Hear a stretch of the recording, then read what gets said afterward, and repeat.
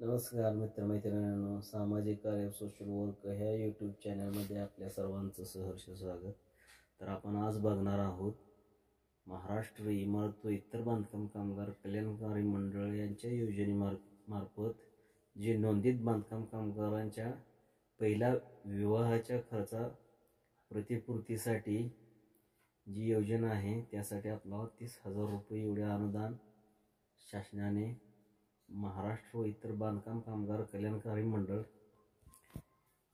हे आपल्या बांधकाम कामगारांसाठी योजना चालू केलेली आहे. तर आपल्याला त्या योजनेसंदर्भात पूर्ण माहिती आपण देण्याचा प्रयत्न करणार आहोत.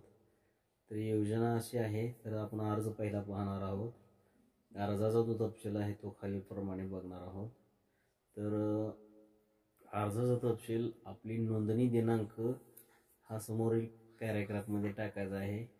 त्यानंतर नूतनीकरण दिनांक तो मध्ये टाकायचा आहे आणि आवक क्रमांक आहे तो तिसऱ्या पॅराग्राफमध्ये टाकायचा आहे. त्यानंतर नोंदणी क्रमांक जो आहे तो रजिस्ट्रेशन नोंदणी क्रमांक त्याच्यानंतर खाली टाकायचा आहे. आणि आपण बघू शकता त्याच्या खाली आधार क्रमांक दिलेला आहे, तो आधार क्रमांक टाकायचा आहे. आणि त्याच्यानंतर अर्जदाराची वैयक्तिक माहिती आहे ती माहिती आपल्याला खाली पहिलं नाव टाकायचं आहे, त्यानंतर मधलं नाव टाकायचं आणि शेवट म्हणजेच लास्टला आडनाव टाकायचं आहे. आपला जो दूरध्वनी क्रमांक म्हणजेच फोन नंबर आहे जो आपल्या कार्डला लिंक आहे तो मोबाईल नंबर इथे टाकायचा आहे. त्यानंतर लिंक जो आपला असेल, आपण महिला असेल तर आपला टाकायचा आहे, पुरुष असेल तर मेल टाकायचा आहे, महिला असेल तर फिमेल टाकायचा आहे. त्यानंतर वैवाहिक स्थिती, जर आपण विवाहात आहात तर इथे विवाहित टाकायचं आहे. जे काय तुमची वैवाहिक स्थिती असेल ती इथे टाकायची आहे. आणि आपली जन्मतारीख पूर्ण टाकायची आहे आणि वर्ष कितवे चालू आहे ते इथे खाली टाकायचं आहे. त्यानंतर हे माहिती भरून झाल्यानंतर आपल्याला खाली स्क्रोल करायचं आहे. तर आपला बघू शकता आपण अर्जदाराचा बँक तपशील खूप महत्त्वाचा आहे. तो बँक तपशील इथे पहिल्या नंबरला IFSC कोड टाकणं गरजेचं आहे, मध्ये बँकेचे नाव टाकणं गरजेचं आहे आणि त्यानंतर जी शाखा आहे त्या शाखेचं नाव इथे टाकणं गरजेचं आहे.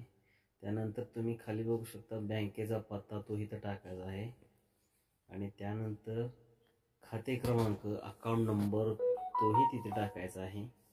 आणि त्याच्यानंतर खाली विवाह तारीख, जे आपले विवाह आपला असेल ती तारीख इथे टाकायची आहे. विवाह नोंदणी कधी झालेली आहे तेही मध्ये टाकायचे आहे. आणि विवाह नोंदणी ठिकाण म्हणजे ज्या ठिकाणी आपला विवाह झालेला आहे त्याची माहिती इथे टाकायची आहे. त्यानंतर विवाह नोंदणी दस्तावेज क्रमांक, जो आपल्या नोंदणी वेळेस जो क्रमांक असतो तो इथे टाकायचा आहे. आणि त्याच्यानंतर खाली बघू शकता आपण अर्जदाराचे स्पष्टीकरण तपशील, जे आपले पूर्ण तपशील भरायचा आहे तो खाली पूर्ण नाव भरायचं आहे. त्यानंतर आधार नंबर टाकायचा आहे, म्हणजे ज्याच्या नावे आपण अर्ज करणार आहोत त्याचा.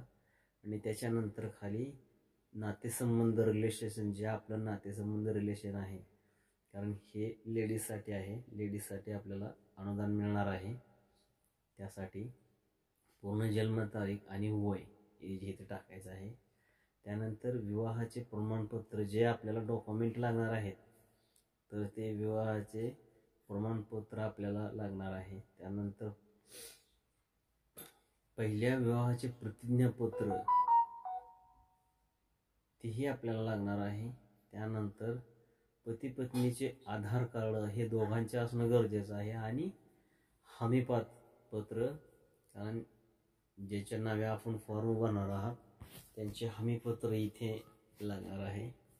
एवढे सगळे डॉक्युमेंट भरल्यानंतर आपल्याला काय करायचं आहे, जिथे आपला तालुका वाय जिथे असेल त्या ठिकाणी आपल्याला जाऊन हा फॉर्म SO असा भरायचा आहे. आणि त्यानंतर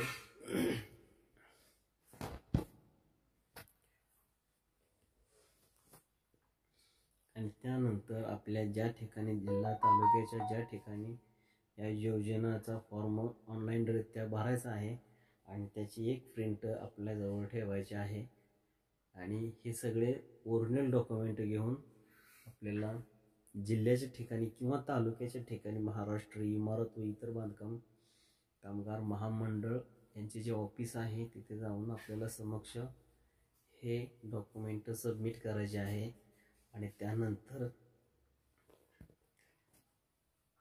ते ओरिजिनल डॉक्युमेंट त्या अधिकाऱ्याच्या निगराणीखाली त्याने तपासून घेतील आणि त्याच्यानंतर तुम्हाला तुमच्या अर्जातील जे काही त्रुटी नसतील तर ते अर्ज सबमिट करून पुढील प्रोसेससाठी आपला अर्ज जाणार आहे। तर अशा नवनवीन माहितीसाठी आपल्या सामाजिक कार्य सोशल वर्क ह्या यूट्यूब चॅनलला सबस्क्राईब करा आणि आपल्या इतर मैत्रिणींना हा व्हिडिओ शेअर करा आणि त्यांनाही हा चॅनल सबस्क्राईब करायला सांगा, जेणेकरून आपल्या महाराष्ट्र शासनाच्या नवनवीन योजनांचा लाभ घेता येईल। आपल्याला व्हिडिओ कसा वाटला हे कमेंट बॉक्समध्ये नक्की कळवा आणि ज्या काही आपल्या अडचणी असतील त्याही शेअर करा, जेणेकरून आपल्याला अशा नवनवीन व्हिडिओच्या माध्यमातून आपण मार्गदर्शन करणार आहोत, मदत करणार आहोत। तर आपल्या सामाजिक कार्य सोशल यूट्यूब चॅनलच्या माध्यमातून आपण महाराष्ट्र राज्य व इतर बांधकाम कामगार कल्याणकारी मंडळाच्या ज्या काही योजना येतील त्या योजनेच्या माहिती आपल्यापर्यंत पोहोचवण्याचा प्रयत्न करत आहोत। तर जास्तीत जास्त सबस्क्राईब करून शेअर करा आणि लाईक करून कमेंट बॉक्समध्ये आपल्या जे काही अडचणी असेल ती कळवा। धन्यवाद।